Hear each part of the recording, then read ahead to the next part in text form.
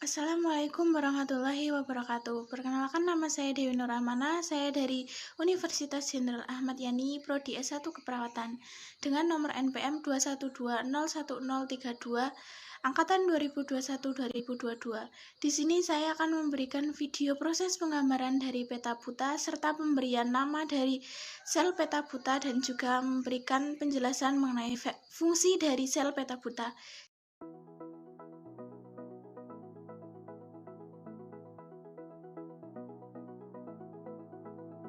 I wanna get to your clothes, gotta get it right now. I wanna push all the limits with you right now. So watch your feelings, the city's screaming, we're not coming home tonight. We're living quick in the world, gotta get it right now. People talk and tell what you wanna hear now, but they all disappear, they will let you down. So we better stick together, let's come whatever, we're not coming home tonight. We're living quick in the world, gotta get it right now. We only need the two of us together. I need Bagian-bagian organel sel dan fungsinya. 1. Vesikel pinositotik.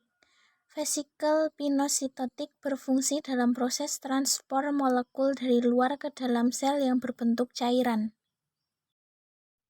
2.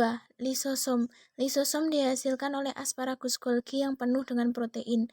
Lisosom juga menghasilkan zat kekebalan sehingga banyak dijumpai pada sel-sel darah putih. Lisosom juga bersifat autolisis, autofagi, dan menghancurkan makanan secara endositosis. 3. Vesikel Golgi. Vesikel Golgi merupakan salah satu organel yang terdapat pada sel makhluk hidup yang terdiri dari cairan tertutup oleh membran lipid barrier. Fungsi vesikel Golgi adalah sebagai transportasi yang mengantar protein dan lemak dari retikulum endoplasma ke badan Golgi. 4. Retikulum endoplasma atau RE. Terdiri dari RE kasar dan RE halus. 5. RE halus atau retikulum endoplasma halus berfungsi mengangkut protein yang disusun pada RE kasar bersama Golgi kompleks, melaksanakan reaksi awal pada oksidasi lemak, menyimpan fosfolipid, glikolipid, dan steroid, melaksanakan detoksifikasi drug and racun. 6. Membran sel. Pengertian membran sel bisa didefinisikan sebagai fitur universal yang dimiliki oleh semua jenis sel berupa lapisan antara muka yang disebut membran plasma, yang memisahkan sel dengan lingkungan luar sel. 7. Mitokondria. Pada beberapa sel, mitokondria dapat bergerak bebas membawa ATP ke daerah-daerah yang memerlukan energi. Fungsi mitokondria adalah sebagai tempat berlangsung respirasi sel atau pernafasan sel untuk menghasilkan energi. 8. Asparagus Golgi atau badan Golgi terdiri atas kumpulan vesikel pipih yang berbentuk kantong berkelok-kelok.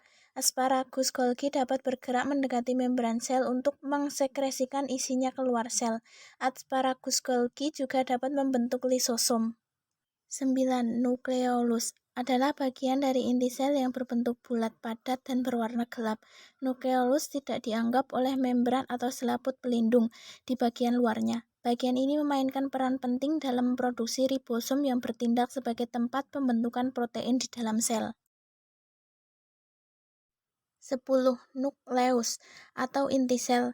Inti sel sendiri memiliki fungsi utama sebagai pusat informasi dan kendali seluruh aktivitas sel. 11. Sentriol. Sentriol adalah organel silinder yang terdiri dari mikrotubulus, yaitu molekul berbentuk tabung atau untaian protein, biasanya ditemukan dalam sel eukariotik. Sentriol membantu dalam pembelahan sel dengan memfasilitasi pemisahan kromosom. 12. Mikrotubulus adalah organel sel di dalam sitoplasma berbentuk silinder panjang dan berongga.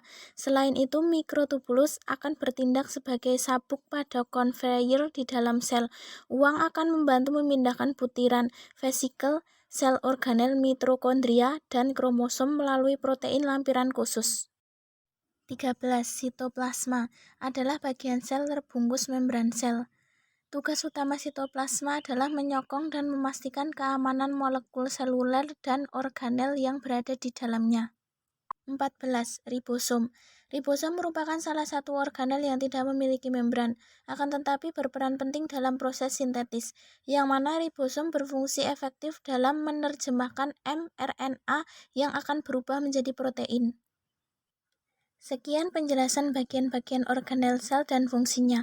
Semoga bermanfaat. Terima kasih. Wassalamualaikum warahmatullahi wabarakatuh.